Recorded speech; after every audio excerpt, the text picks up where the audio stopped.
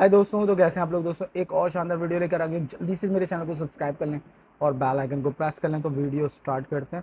उससे पहले ये मैंने स्टार्ट कर दिया। हेलो भाई लोग, मैं हूँ फैक्ट भाई। और रामायण को लेकर आपके मन में जो छवि थी वो आदि पुरुष ने तोड़ कर रखी है। लेकिन नीतीश तिवारी बॉलीवुड के डूबते पत्थर को श्री राम लिख के बचा सकते हैं। जहाँ राम और सीता के तौर पर इन्हें लिया जाने वाला था, इनफैक्ट हनुमान के तौर पर जिन्हें कास्ट किया है उन्हें देख आप दंग रह जाओगे। पर जहाँ नीतीश ऑडियंस को खुश कर रहे हैं, वहीं मनोज ने ऑडियंस पे क्या इल्जाम लगाए हैं वो आपको फैक्ट भाई सुनाएगा। क्यों बात नहीं हो रही इन डायलॉग्स की?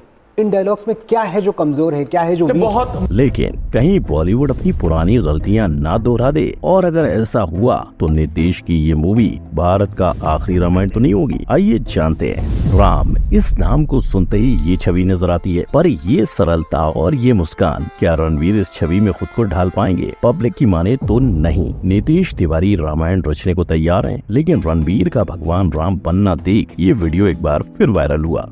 मटन पाया beef, red meat. I'm a big beef guy. लोगों ने ये तक कह दिया कि जो गौमांस खाता है उसे भगवान राम कैसे माने। वहीं अपनी अगली फिल्म में देवी सीता का किरदार निभाने जा रही कंगना रणवीर के भगवान बनने की बात पे भड़की और कहा ये कैसा घोर कलयुग है। पर रणवीर में भगवान राम की छवि ना देखने की एक वजह महेश बाबू और रामचरण है। RRR में रामचरण का जो राम अवतार लोगों ने देखा, उसके बाद ये हुआ एक पोल में इन 4 एक्टर्स में से लोगों ने उन्हें ही भगवान राम बनने के लिए वोट किया। और दूसरा सबसे ज्यादा वोट था महेश बाबू का, जो बॉलीवुड में कदम रखने को तैयार नहीं है और कहते हैं कि बॉलीवुड उन्हें अफोर्ड नहीं कर सकता। पर बॉलीवुड में भी सितारों की कमी कहाँ है। इसीलिए नीतीश ने रामायण की सबसे जरूरी कड़ी यानी सीता को भी बॉलीवुड इंडस्ट्री से ही चुना है। कुछ वक्त पहले आलिया और नीतीश तिवारी की मुलाकात हुई और अब इसे आलिया के देवी सीता बनने से जोड़ा जा रहा है। और लोग कंफ्यूज हैं कि ये चॉइस सही है या गलत, क्योंकि आलिया ने इससे पहले कई ग्लैमरस किरदार किए हैं। वहीं दीपिका, जिनका नाम आलिया से पहले इस फिल्म से जोड़ा गया था, उन्होंने भी शायद ग्लैमर के चलते फिल्म को खो दिया है,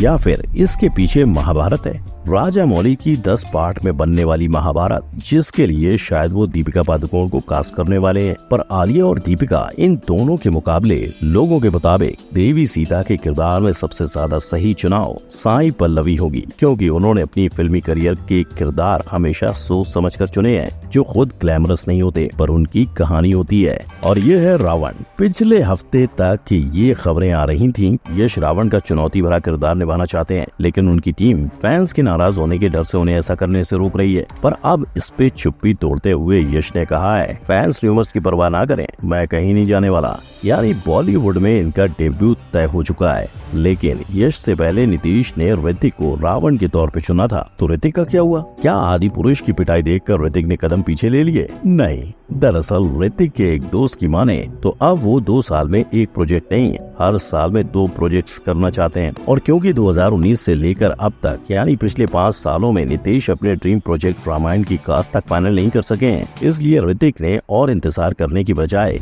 ये किरदार ही छोड़ दिया। अब रामायण के राम, सीता और रावण कौन हो सकते हैं ये हमने जान लिया, पर हनुमान जी का किरदार इस रामायण में कौन निभाएगा? आदि पुरुष के हनुमान और उनके डायलॉग्स की कंट्रोवर्सी के बाद ये फैसला लेना नीतीश तिवारी के लिए जरूरी है। लेकिन आदि पुरुष के बदले डायलॉग्स और आने वाले रामायण के हनुमान कौन होंगे, जानने से पहले ये जानो, जो काम 250 करोड़ के VFX नहीं कर पाए वो फ्री के AI ने कर दिया। इसी तरह AI ने रणवीर का चेहरा भी राम के किरदार में लगा कर दिया है। और सिर्फ इतना ही नहीं, कुछ समय पहले वायरल होने वाली राम की ये तस्वीर भी AI की ही देन है। लेकिन मूवी के लिए नीतीश का प्लान कुछ अलग है। जहाँ नीतीश मूवी में 4 चांद लगाने, 7 बार ऑस्कर अवार्ड जीती VFX की कंपनी को हायर करने वाले हैं। और भाई लोग, एक रिपोर्ट के हिसाब से ये भी सामने आया है कि इस मूवी के लिए दुनिया भर के आर्टिस्ट और स्टंट टीम सपोर्ट के लिए आने वाली है, जिसकी शूटिंग 2023 के एंड में शुरू हो जाएगी। मगर शायद इस मूवी को लोग और 2 से 3 साल में नहीं देख पाएंगे, तो उसी की एक्साइटमेंट में लोगों ने कई पोस्टर्स खुद ही तैयार कर लिए। आज हिंदुस्तान में राइटर्स की भरमार है, लेकिन जब बात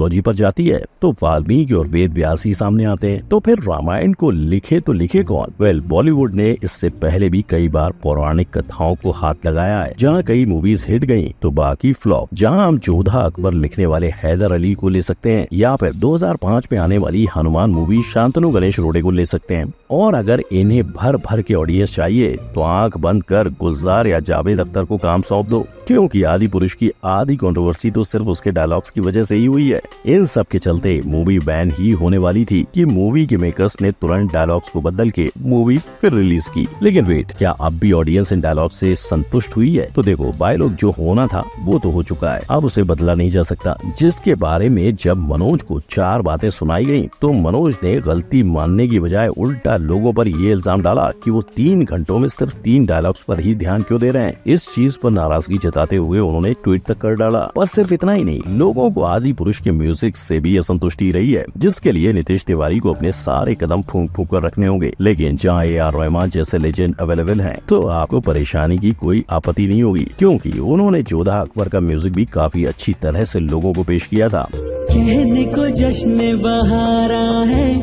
इश्क ये देख के हैरान है। इनके अलावा आज बॉलीवुड में प्रीतम, अमित त्रिवेदी और सचित परंपरा जैसे बड़े नाम भी सामने आते हैं। यानी म्यूजिक एल्बम हिट तो मूवी भी हिट। लेकिन अगर हम हिस्टोरिकल और मैथोलॉजिकल मूवीज की बात करें तो सामने आती है आशुतोष गोरीकर की मूवी, जिसमें इन 2 मूवीज ने जनता को काफी निराश किया, क्योंकि ऑडियंस की माने तो ना सिर्फ मूवी में कास्टिंग की प्रॉब्लम थी, पर उसके साथ हिस्ट्री में भी छेड़खानी करी गई थी। जैसे पार्वती बाई असल में शाहू महाराज की दत्तक पुत्री थी, ना कि छोटे घराने की लड़की। वैसे ही मोहनजोदारो की बात करें तो मूवी को चटपटा बनाने के लिए लोगों के कॉस्ट्यूम और फ्लाइंग मगरमच्छ जैसे एक्सपेरिमेंट का इस्तेमाल किया, जो हिस्ट्री के खिलाफ था। और यही हाल आदि पुरुष का भी हुआ। लेकिन ऐसी भी कुछ मूवीज हैं जिन्हें पहले ट्रोल करके बैन करने की मांग की गई थी, पर बाद में मेकर्स ने अच्छे आउटपुट देके सबका मुंह बंद कर दिया। अगर इन सब चीजों का नीतीश तिवारी ध्यान रखें तो वो बेहतर रामायण बना सकते हैं। अब देखना ये होगा कि 750 करोड़ का अंदाजा लगाने वाली ये रामायण क्या पुराने माइथोलॉजिकल मूवी को टक्कर देगी, क्योंकि आदि पुरुष से 100 गुना कम यानी 5 करोड़ के बजट में बनाई गई तुम्बाड मूवी की जितनी तारीफ करो उतनी कम है। भले ही ये मूवी एक माइथोलॉजिकल फिक्शन है, पर ये शुरू से अंत तक कहीं भी लोगों को डिसअपॉइंट होने का मौका नहीं देती। Casting, story, dialogues, screen play, visuals, background music, कहीं पे भी लोगों को नुक्स निकालने के लिए जगह नहीं छोड़ी। और सेम कहानी है कंतारा की, जिसका बजट सिर्फ 16 करोड़ था, पर उसने लोगों को थिएटर में उठ के ताली बजाने पर इतना मजबूर किया कि इस मूवी ने अपने बजट से ऑलमोस्ट 25 गुना यानी 400 से 500 करोड़ का बॉक्स ऑफिस कलेक्शन करवा दिया। तो क्या अब ये 750 करोड़ का रामायण गलतियों का पहाड़ तोड़ सकेगी? क्योंकि आज आदि पुरुष का बॉक्स ऑफिस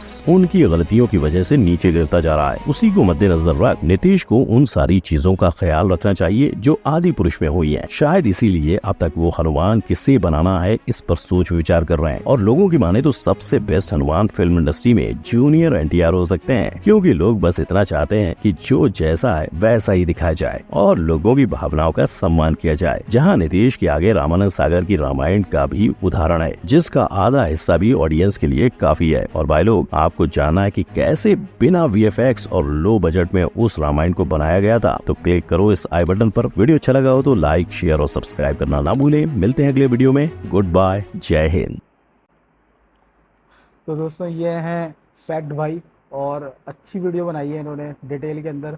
और इनके चैनल को सब्सक्राइब करें, बेल आइकन को प्रेस करें। और बात करें अगर इस तरह की मूवीज़ जो बनती है, जैसे आदि पुरुष थी, आदि पुरुष ने अपनी तमाम ऑडियंस को इतना ज़्यादा डिसअपॉइंट किया जिसको मैं बता नहीं सकता, अल्फाजों में बयान नहीं कर सकता। उसकी वजह ये थी कि जो लोग एक्सपेक्ट कर रहे थे ना, वो चीज़ बिल्कुल ही उलट हुई है उसके। इवन दो कि जब ट्रेलर आया और ट्रेलर के अंदर जो VFX के अंदर गलतियां थी, लोगों ने उसको हाईलाइट कर दिया, उसके बावजूद भी मेकर्स ने उसको ठीक नहीं किया। फिर जो डायलॉग्स थे उन्होंने तो 4 चांद लगा दिए हर चीज़ के अंदर, इतने गंदे डायलॉग के कोई हद नहीं। फिर उसके बाद जो मेन चीज़ थी कि स्टोरी और जो कास्टिंग थी वही सूट नहीं कर रही थी आपस में, तो आदि पुरुष का तो फ्लॉप होना बन गया था और हो भी गई। अब ये जो न्यू रामायण आ रही है, इसको देखना बड़ा इंटरेस्टिंग रहेगा कि है ये बड़ा रिस्की काम। इस टाइम पे अगर ये इन्होंने उठाया है बेड़ा कि मैं इसको बनाऊंगा, तो बहुत बड़ी बात है, बहुत बड़ा जो ना इन्होंने अपने कंधों पे जो ना रिस्क ले लिया है। अब इस वज़न को ये उठा पाते हैं और किस अंजाम तक पहुंचा पाते हैं, क्या लोगों की एक्सपेक्टेशंस पूरी कर पाते हैं क्या नहीं कर पाते, देखना रहेगा इंटरेस्टिंग। तो दोस्तों जल्दी से मेरे चैनल को सब्सक्राइब कर दें और आप लोगों को क्या व्यूज़ हैं इसके बारे में मुझे कमेंट करके ज़रूर बताइएगा। मिलते हैं अगली किसी वीडियो में, तब